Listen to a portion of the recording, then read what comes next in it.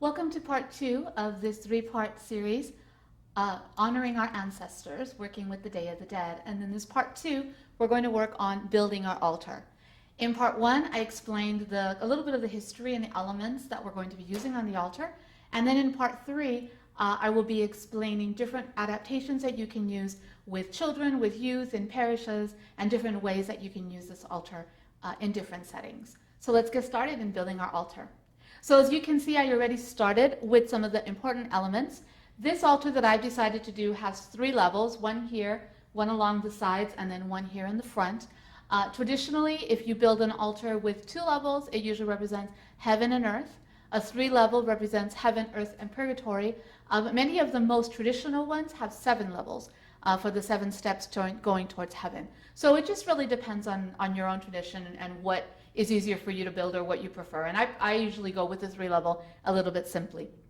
2 elements I already constructed on here just because it was easier. One is the arch of the flowers, and usually we use the paper flowers to represent the marigolds that you can use, we'll use later live. But I made this little archway. It's like the archway of heaven. I've seen people do it with using wire. You could build from wire an archway that's rooted in cans of beans or something to hold it steady, and then fill it with flowers, or however you like. But I just chose to do it there on the wall. And then the second thing I added was this papel picado. It's not really paper, it's made of felt, and it's the one that I kind of keep with me that doesn't tear. In my actual altar that I will build later on this month, I'll use actual papel picado made of tissue paper, but this is just easier to use for demonstration purposes because it doesn't tear. And I've chosen to put it here. Normally people would fly it up on the wall, or build something coming out, an awning coming outward, and string it there so that it flows with the wind, and we'll talk a little bit why later. So this is kind of the basic setting of my altar. And the first thing I'm going to start with is the most important thing, which is at the top tier. If this was, like I explained in my part 1 video, if this was going to be an altar dedicated to a person or to a family, like if I was going to do this for my parents and my family, my outreaching family, I would start with a picture of my parents on that top area. But because this is more of a general one for everyone, and for all people that I decide to add as we go along, I'm going to start by putting a cross up at the top. This is a cross that I bought in Zacatecas many years ago. It's one of my favorites. So I'm going to use that kind of as my focal point, and then work on from there. So we're going to start with the 4 elements that I talked about: earth, wind, fire, and water, that are necessary to be on every altar as part of what we do, because it represents our earth and the reality that we live in. So let's start with earth. And for earth, we're going to use a couple of things. I have some fruit, and right now I'm going to place everything, and then as I place other elements, I'll kind of juggle things around to even it out. And you can use any kind of fruit, or any kind of food, but fruit is very traditional. I've just chosen some simple apples and oranges because I'm a simple person. And then I'm going to put some bread to represent the grains of our earth.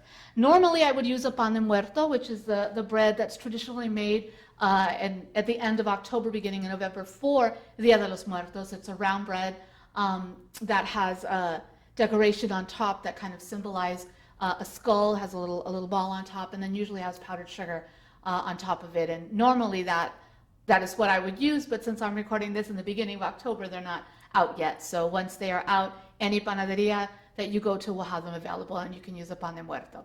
So these will represent earth for us. Another element that you can use to represent earth, and you should use, would be the marigolds, live marigolds. Again, right now that I'm taping this in October, they're not yet available, but that would be something that I would definitely have on either side of my table, would be vases of live marigolds there.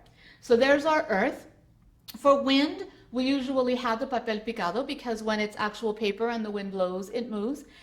If you had any type of little flag, a type of banner or something that you could hang, anything that will move with the wind will represent wind. So that's a good symbol.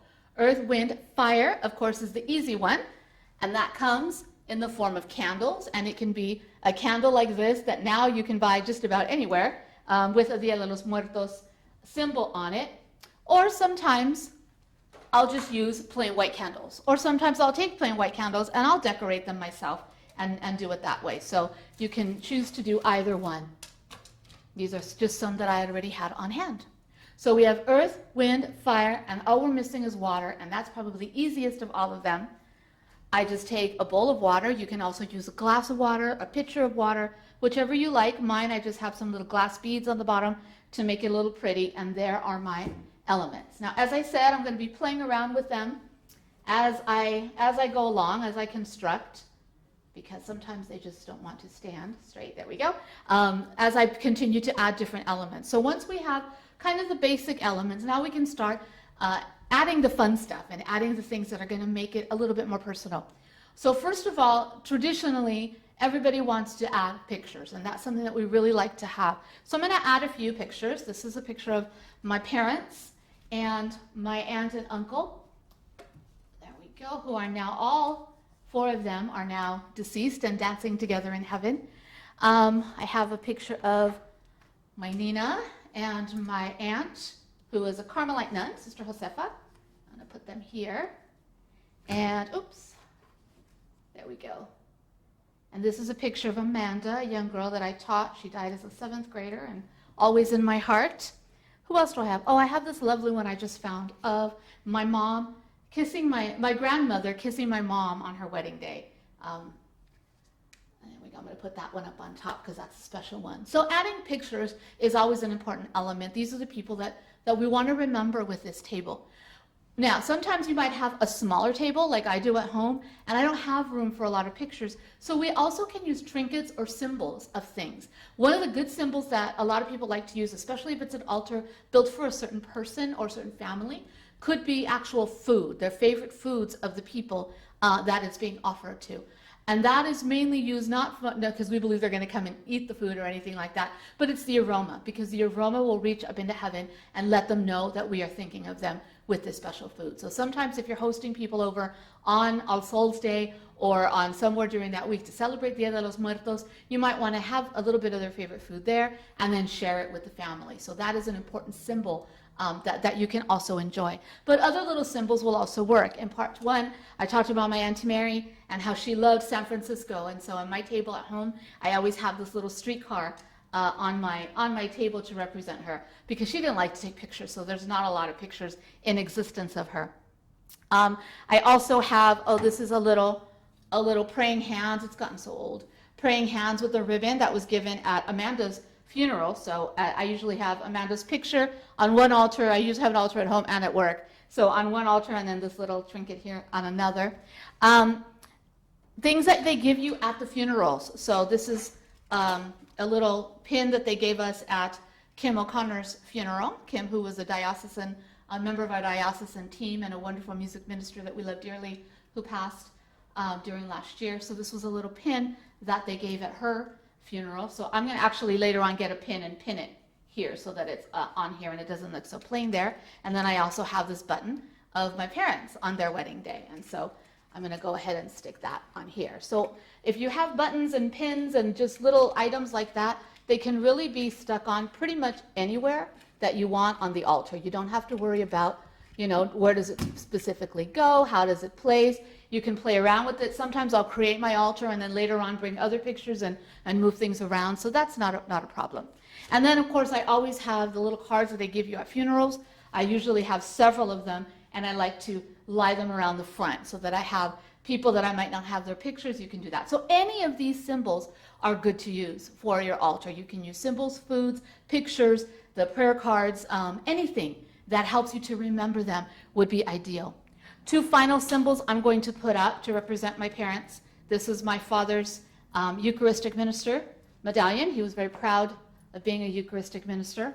And then this is a rosary that my friend Maria Elena made all of our family for my mom's funeral. And I'm going to put those up there. So those are going to be a specific part. Now you might look at it and think, well, it's still a little plain. Well, that's true because many more pictures can fit on here. But especially in the wake of things like the Book of Life and Coco, the movie, we've gotten a lot more mainstream things that have come out that are not traditional items, but sometimes I like to have them. So I have my little mug from Disneyland, from Coco, that I often put on the side there. And normally when I have my Ibarra chocolate, like I talked about in part 1, my Ibarra chocolate to symbolize my best friend's dad, usually I put the Ibarra chocolate right next to the mug. And then my little doll that I bought at like Target or something, he can go up there. One of the most awesome symbols and traditional symbols that I love is the Catrina. So the Catrina is the woman with the hat dressed all fancy, with her face usually made up very colorfully. This is the most original of the images that we usually have for the altar. Now we have calaveras with every shape and size and color. I have cats and armadillos and everything, but originally the most popular was a Catrina with her hat. And so we want to make sure she's on here. So I'm going to put one up top and one down here, just to make it fun. Oh, and of course, you can't have any celebration without a mariachi, especially a calavera mariachi. So we'll put the mariachi here in front. We're missing our guitar player, but that's okay. A final symbol that we usually have up here, and unfortunately I only have one baby one today, is we often have the sugar skull. And the sugar skull is really cool because you can buy them, but you can also make them. If you go online on YouTube, you'll find several videos that show you how to make them. If I find a couple of good ones, I'll link them down below. But this is really a nice addition. It really represents the sweetness of life and also the sweetness of death. Remember that the altar and this whole celebration, this whole tradition is to really focus on not the sorrow in death, but the joy of the life that has passed and celebrating that life. That's why we have a mariachi. That's why we have all these colorful images. And so the sugar skull is something that is very traditional that we can have up there in order to remember that, the sweetness of the life that is being remembered.